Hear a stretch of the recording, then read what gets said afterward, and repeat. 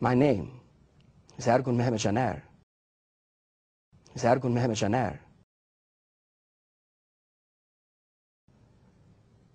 I came to this country to be, for lack of a better term, a missionary to you. My father was a muazzin in the mosque, and he was an architect, and so we came to America to build mosques here. My father was a muazzin in the mosque.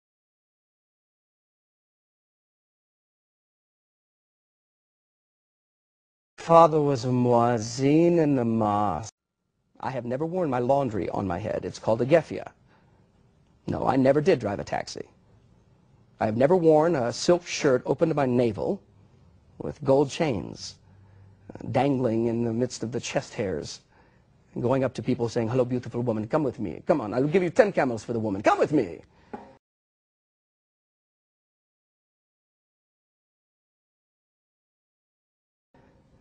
I was a devout Muslim.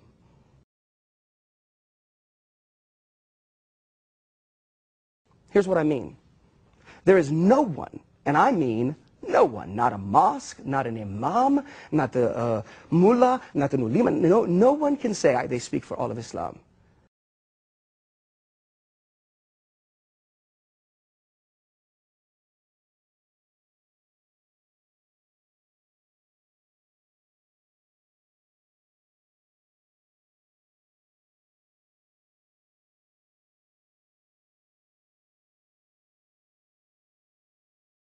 Not the ulema, no.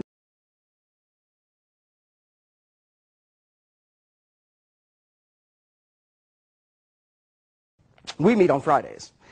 The Jews in the synagogue on Saturdays, the Christians on Sundays, but we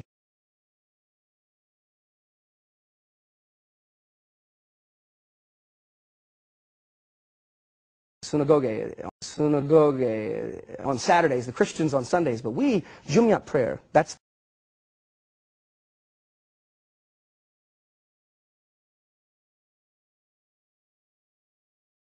Jumu'at prayer. That's the big day. We go to the masjid, that's the mosque. We go to the Islamic center if it doesn't have one. And we begin our prayer, Bismillah ar-Rahman ar-Rahim, wa hamdu ala ar-Rahman ar-Rahim. Bismillah ar-Rahman ar-Rahim, wa hamdu ala ar-Rahman ar-Rahim. You see us putting our foreheads to the ground? Bismillah ar-Rahman ar-Rahim. الحمد لله رب العالمين الرحمن الرحيم مالك يوم الدين.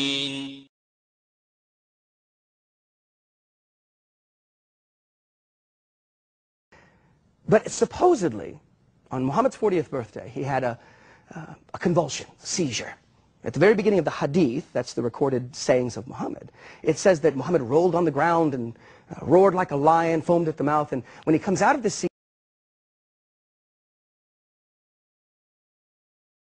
the hadith records that he rolled around and roared like a camel and almost swallowed his tongue. At the very beginning of the hadith, that's the recorded sayings of Muhammad, it says that Muhammad rolled on the ground and roared like a lion, roared like a camel, and roared like a lion, roared like a camel, and foamed at the mouth. And when he comes out of the sea,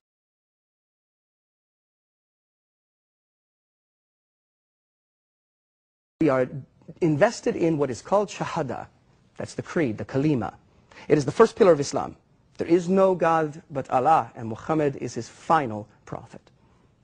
Everything else after that, salat, zakat, swan, prayer, fasting, almsgiving,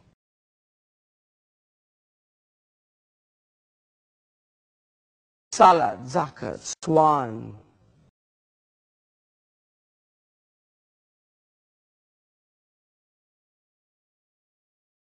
you have giving of 1/40 of your income, 2.5%, which sounds good to some of us. It's a whole lot less than we have to give in our churches, which sounds good to some of us. It's a whole lot less than we have to give in our churches.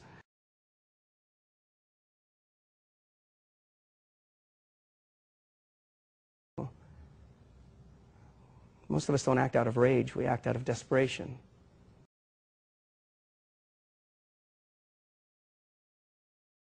Our culture, our foods. We live and die by these rules that dictate to us. Halal and haram, the dietary restrictions. I live this devoutly.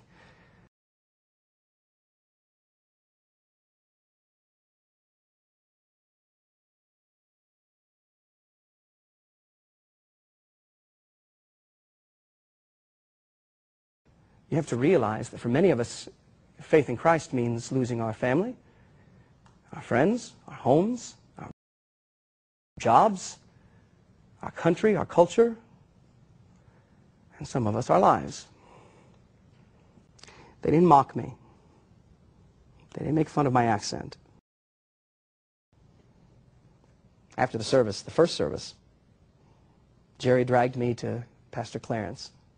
He said, Pastor, here he is. Like you got to point out the guy wearing the dress, right? He said, here he is. Clarence Miller said, boy, what you think about Jesus? Now, I want you to hear what I said because it's exactly what every Muslim says.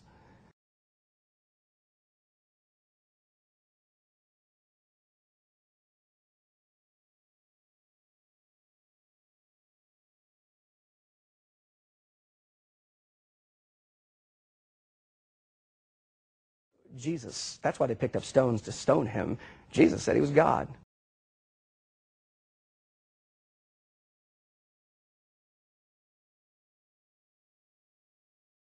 You don't have to keep trying to atone.